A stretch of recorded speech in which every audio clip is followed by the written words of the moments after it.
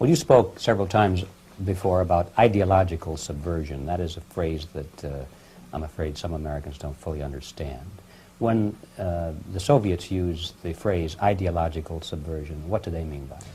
Ideological subversion is the process which is legitimate, overt, and open. You can see it with your own eyes. All you have to do, all American mass media has to do, is to unplug their bananas from their ears, open up their eyes, and they can see it.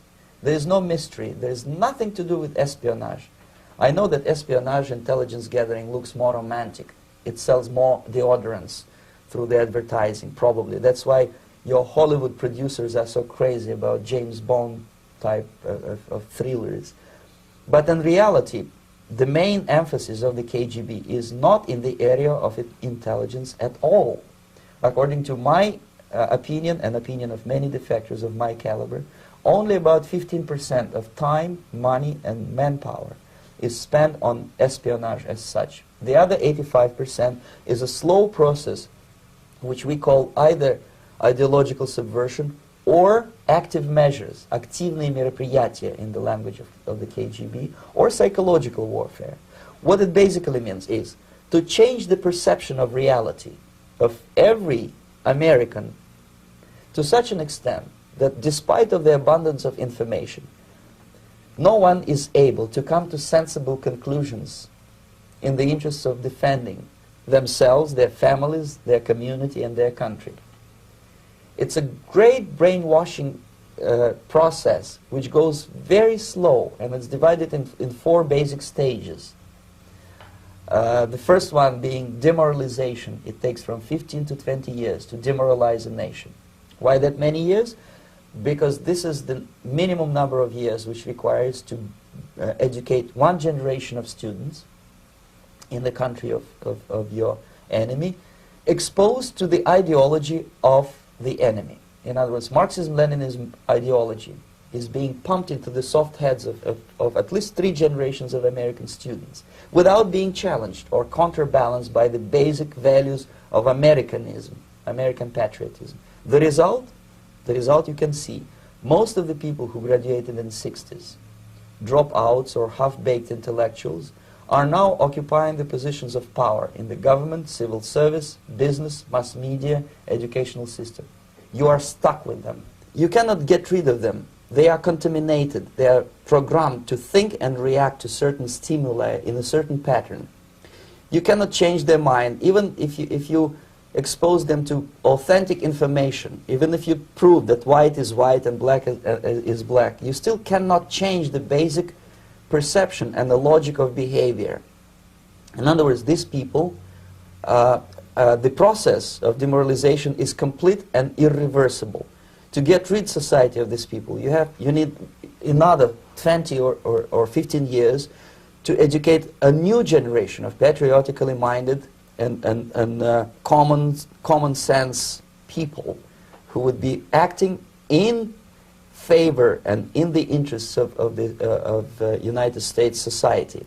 And yet these people who've been programmed and, as you say, in place, and Yes. who are favorable to an opening with the Soviet concept, these are the very people who would be marked for extermination in this country? Most of them, yes.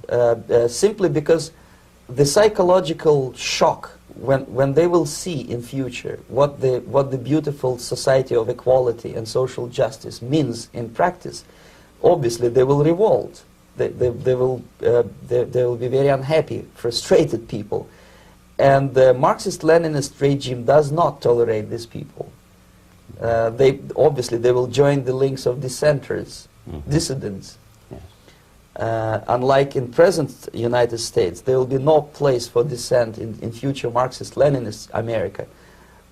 Here you can get popular like Daniel Ellsberg and filthy rich like Jane Fonda for being dissident, for criticizing your Pentagon.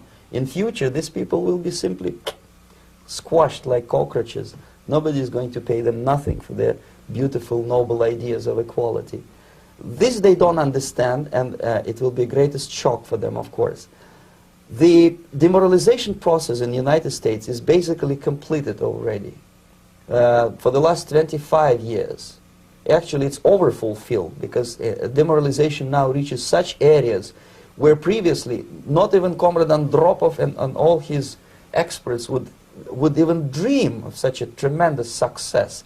Most of it is done by Americans to Americans, thanks to lack of moral standards. As I mentioned before, exposure to true information does not matter anymore. A person who was demoralized is unable to assess true information. The facts tell nothing to him. Even if I shower him with information, with authentic proof, with documents, with pictures, even if I take him by force to the Soviet Union and show him concentration camp, he will refuse to believe it until he is going to receive a kick in his fat bottom. When a military boot crashes his, then he will understand, but not before that. That's the tragic of the situation of demoralization. So basically America is stuck with demoralization, and unless, even if you start right now, here, this minute, you start educating new generation of Americans, it will still take you 15 to 20 years to turn the tide of ideological perception of reality back to normalcy and patriotism. The next stage is destabilization. This time, subverter does not care about your ideas and the patterns of your consumption. Whether you eat junk food and get fat and flabby, it doesn't matter anymore. This time, and it takes only from 2 to 5 years to destabilize a nation, what matters is essentials: economy, foreign relations, defense systems. And you can see it quite clearly that in some areas, in such sensitive areas as defense and economy, the influence of Marxist-Leninist ideas in the United States is absolutely fantastic. I could never believe it 14 years ago when I landed in this part of the world, that the process will go that fast. The next stage, of course, is crisis. It may take only up to 6 weeks to bring a country to the verge of crisis. You can see it in Central America now. And after crisis, with a violent change of power, structure, and economy, you have so-called the period of normalization. It may last indefinitely. Normalization is a cynical expression borrowed from Soviet propaganda. When the Soviet tanks moved into Czechoslovakia in '68, Comrade Brezhnev said, "Now the situation in brotherly Czechoslovakia is normalized." This is what will happen in the United States if you allow all these schmucks to bring the country to crisis, to promise people all kind of goodies and the paradise on earth, to destabilize your economy, to eliminate the principle of free market competition, and to put a big brother government in Washington, D.C., with benevolent dictators like Walter Mondale, who will promise lots of things, never mind whether the promises are fulfillable or not. He will go to Moscow to kiss the bottoms of new generation of Soviet assassins, never mind. He will create false illusions that the situation is under control. Situation is not under control. Situation is disgustingly out of control. Most of the American politicians, media, and educational system trains another generation of people who think they are living at a peacetime. False. The United States is in the state of war, undeclared total war against the basic principles and the foundations of this system. And the initiator of this war is not Comrade Andropov, of course. It's the system. However ridiculous it may sound, the world communist system or the world communist conspiracy, whether I scare some people or not, I don't give a hoot. If you are not scared by now, nothing can scare you. But you don't have to be paranoid about it. What actually happens now, that unlike myself, you have literally several years to live on unless the United States wake up.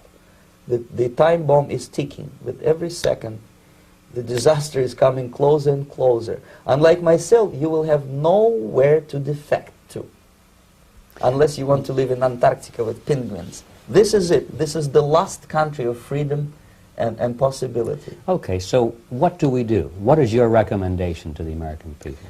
Well, the immediate thing that comes to my mind is, of course, There must be a very strong national effort to educate people in the spirit of real patriotism, number one. Number two, to explain them the real danger of socialist, communist, whatever, welfare state, big brother government. If people will fail to grasp the impending danger of that development, nothing ever can help United States. You may kiss goodbye to your freedom, including freedoms to homosexuals, to prison inmate. All this freedom will vanish, evaporate in 5 seconds, including your precious lives. The second thing, the moment at least part of United States population is convinced that the danger is real, they have to force their government. And I'm not talking about sending letters, signing petitions, and all this beautiful, noble activity. I'm talking about forcing United States government to stop aiding communism. Because there is no other problem more burning and urgent than to stop the Soviet military-industrial complex from destroying whatever is left of the free world. And it is very easy to do. No credits, no technology, no money, no political or diplomatic recognition, and of course no such idiocy as grain deals to USSR. The Soviet people, 270 millions of Soviets, will be eternally thankful to you if you stop aiding a bunch of murderers who sit now in Kremlin and whom President Reagan respectfully calls government. They do not govern anything, least of all such complexity as the Soviet economy. So basic, two very simple, maybe too simplistic answers or solutions, but nevertheless they are the only solutions. Educate yourself, understand what's going on around you. You are not living at the time of peace. You are in a state of war, and you have precious little time to save yourself. You don't have much time, especially if you are talking about young generation. There's not much time left for convulsions to the beautiful disco music. Very soon it will go, just overnight. If we are talking about capitalists or wealthy businessmen, I think they are selling the rope on which they will hang very soon. If they don't stop, if they cannot curb their unsettled desire for profit, and if they keep on trading with the monster of the Soviet communism, they are going to hang very soon. And they will pray to be killed, but unfortunately they will be sent to Alaska probably to manage industry of slaves. It's simplistic. I know it sounds unpleasant. I know Americans don't like to listen to things which are unpleasant. But I have defected not to tell you the stories about such idiocy as microfilm, James Bond type espionage. This is garbage. You don't need any espionage anymore. I have come to talk about survival. It's a question of survival of this system. You may ask me, what is it in for me? Survival, obviously, because unlike, as I said, I am now in your boat. If we sing together, we'll sing beautifully together.